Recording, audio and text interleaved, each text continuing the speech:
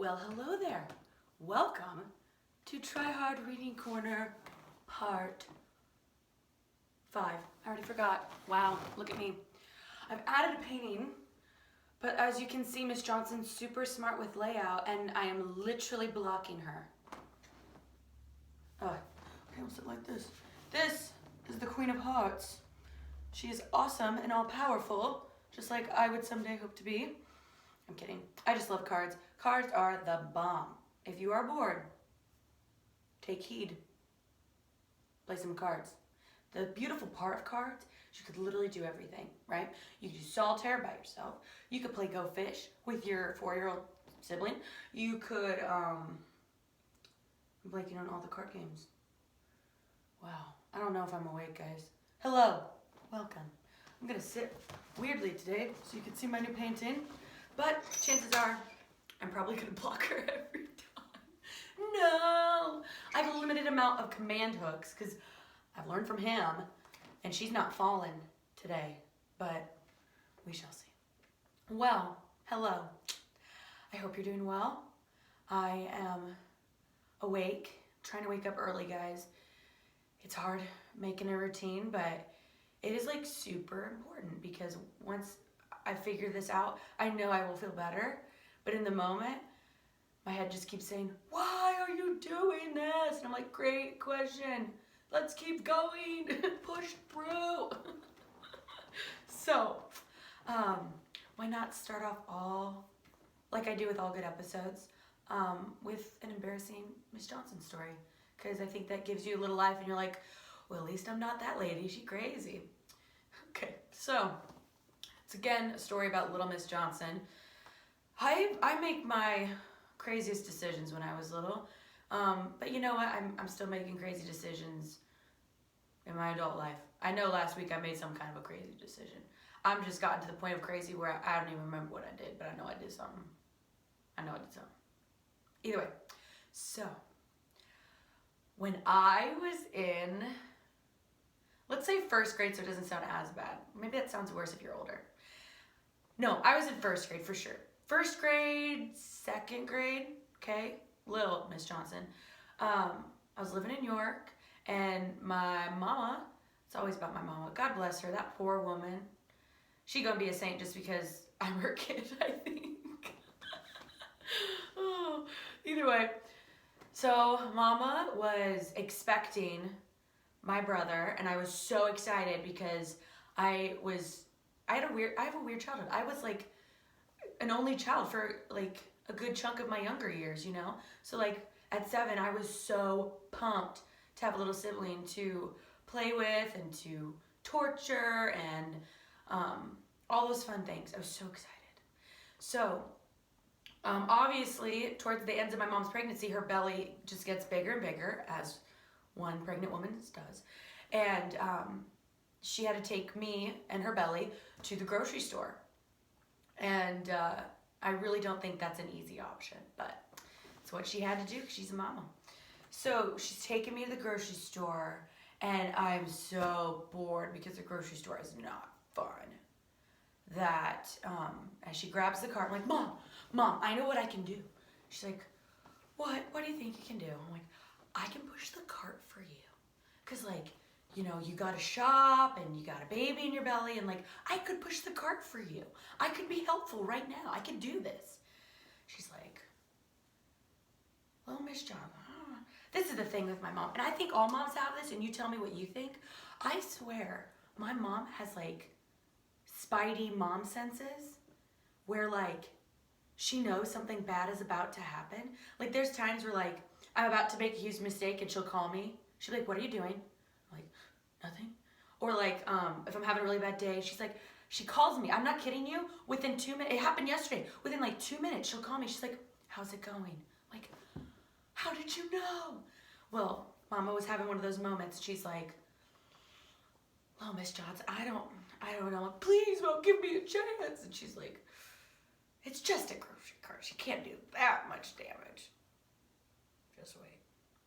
So she's like, okay, here's the deal. And she like gave me this whole rundown, and she thought of any possible thing I could do wrong with this grocery cart. She's She's a wonderful woman. She's like, you're not going to run me over. You're not going to run other pedestrians over with this. You are not going to ram it into other carts. You're not going to ram it into the aisles. You are not going to do anything. You are going to glide gracefully behind me at a safe distance, and you will be, like Miss Johnson, you will be paying attention the whole time. And I'm like, yeah, I will. Yep, I got this. So that beautiful woman, she allows me to push that cart. I kid you not, we are entering the store, okay? So you know how they go, those doors that go shh, shh, and it's like that fun game of like, open sesame, and it opens for you. So they have those doors, and you can get your grocery cart, and then when you walk in, and then you, right when you walk in, okay? So I pass the doors, I'm like, I got this. I pass the doors, and then, there's like those super fun displays because the groceries are TryHards, rock on, and they're like with the pop cans, they make like those beautiful little like mosaics, or like it looks like a face or something, or they put things in pretty rows and aisles of like new product, and you're like, wow, that display is in the shape of an octagon, I have to buy it. It's one of those things. So, oh gosh. So at this point, Tic Tacs are the hot item right now, okay? Like, man, those Tic Tac things look so cool. They're like, they look like medicine, but they're candy, but are they mints? No one knows. And I still don't know. What are those? Are they candy, or are they like gum? I don't know. Tic Tacs, okay? Little boxes. And Google if you don't know what it is. And if you children don't know what Tic Tacs are, I am an old lady. That is crazy. I hope you know Tic Tacs. So, Tic Tacs. That's the product they're showing off today. They must have just known I was coming.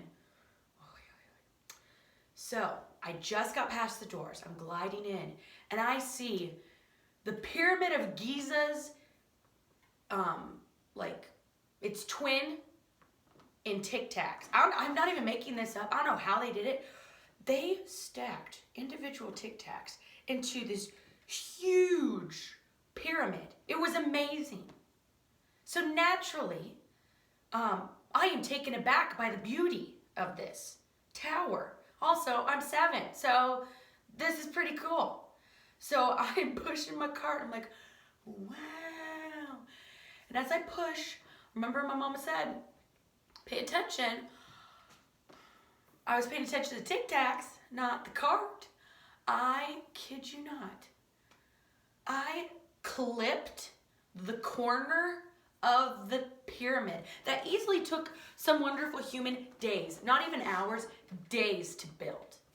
I clip that corner, and it was like one of Mr. Simmons' Rube Goldberg projects, where it just goes, it's like dominoes, but in the worst way with Tic Tacs, and it's like, and it's not like a quiet fall. Like if I bumped into toilet paper, it'd be like, and like no one would even notice.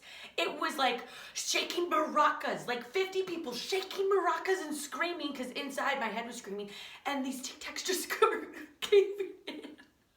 And I swear I see my mom's face in slow motion, like, what have I done? And just, and so finally, I'm just standing there.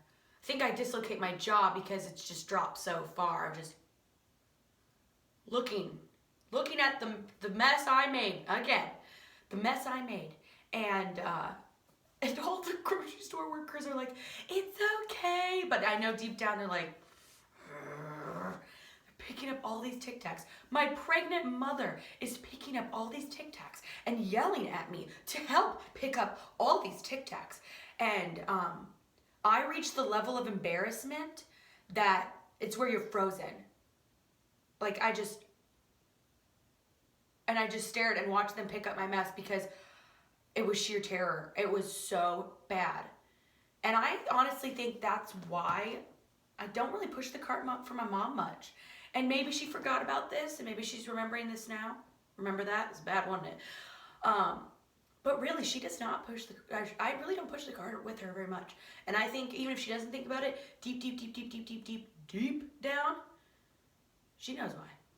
It's because she can't trust me. Because I clip Tic Tac pyramids when you give me the power of a grocery cart.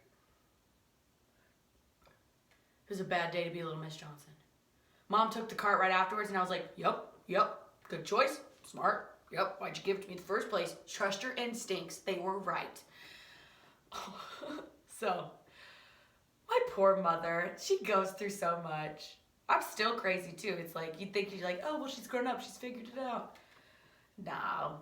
But she loves me and I love her, and that's what counts.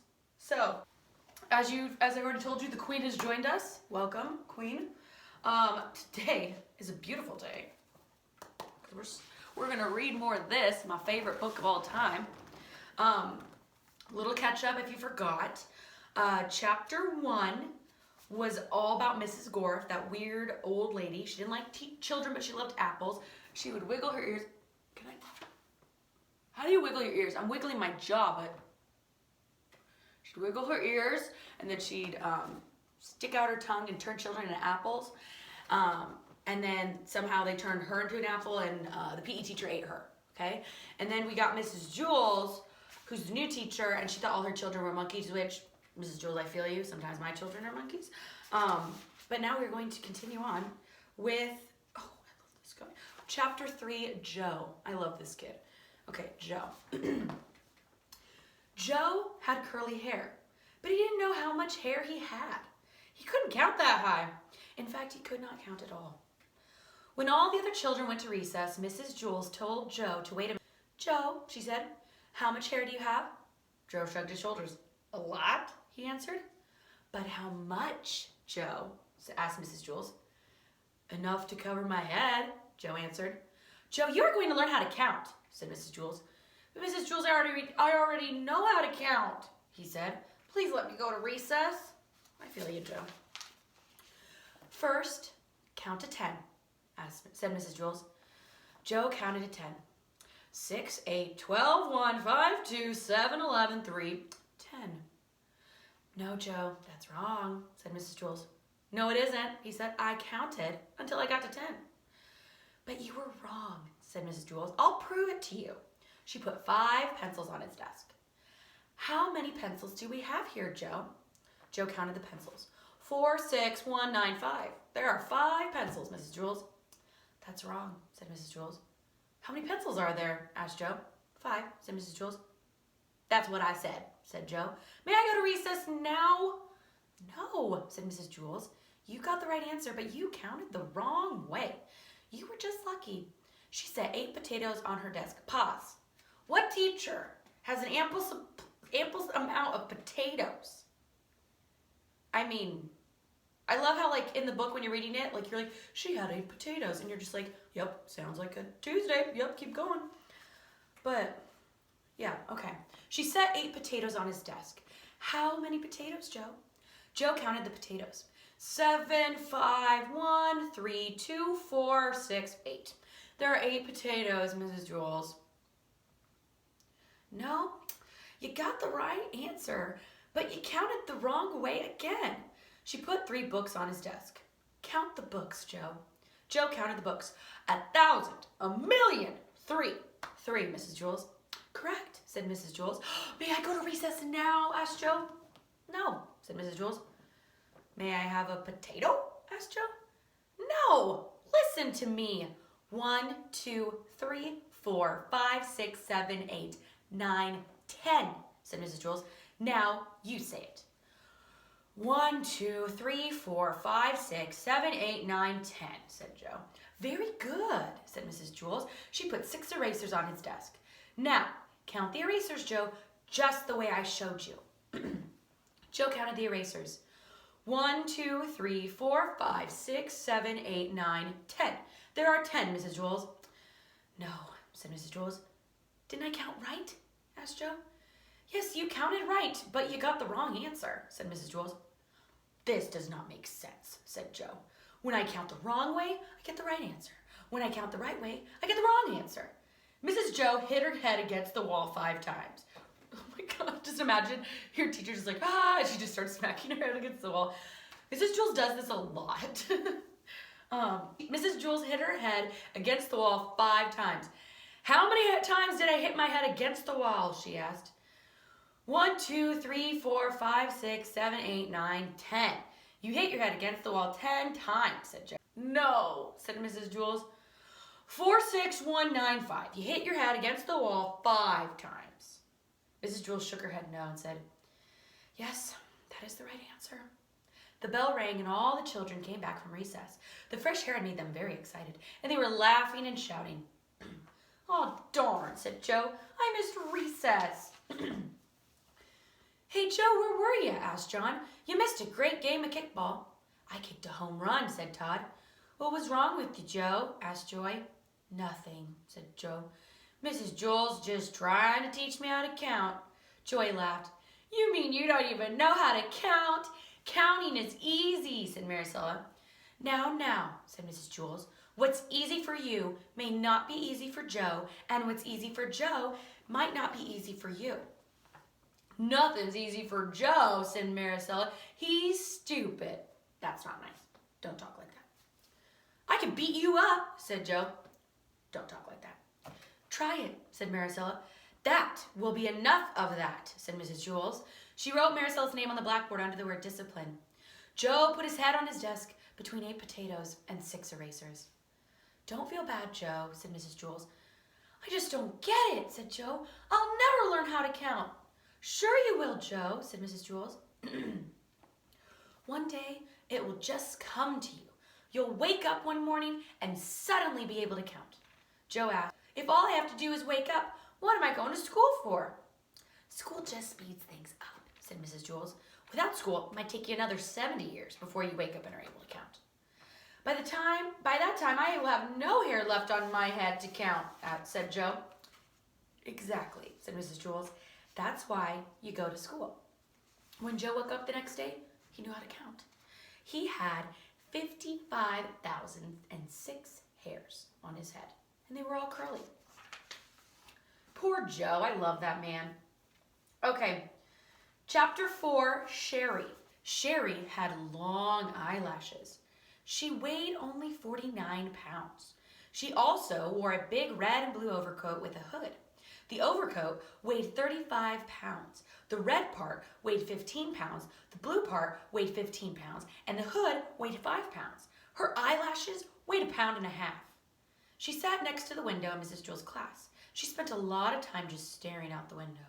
Mrs. Jules didn't mind. Mrs. Jules said a lot of people learn best when they stare out the window. Sherry often fell asleep in class. Mrs. Jules didn't mind that either. She said a lot of people do their best learning when they sleep. I'd love to have her as a teacher take a nap. Sherry spent all of her time either looking out the window or sleeping. Mrs. Jules thought she was the best student in that class. One afternoon it was very, very hot. All the windows were open, yet Sherry still wore a red and blue overcoat. The heat made her very tired. Mrs. Jules was teaching arithmetic. Sherry pulled the hood up over her face and buried herself in the coat and went to sleep. Mrs. Jules, said Kathy, Sherry is asleep. That's good, said Mrs. Jules. She must be learning something. Mrs. Jules continued with her lesson. Sherry began to snore. Mrs. Jules, Sherry is snoring, said Kathy. Yes, I can hear her, said Mrs. Jules. She must be learning an awful lot today. I wish the rest of you would learn like her. Sherry began to toss and turn. She flopped over on the top of her desk and then rolled on top of Kathy's desk. Then she rolled back the other way. Kathy screamed.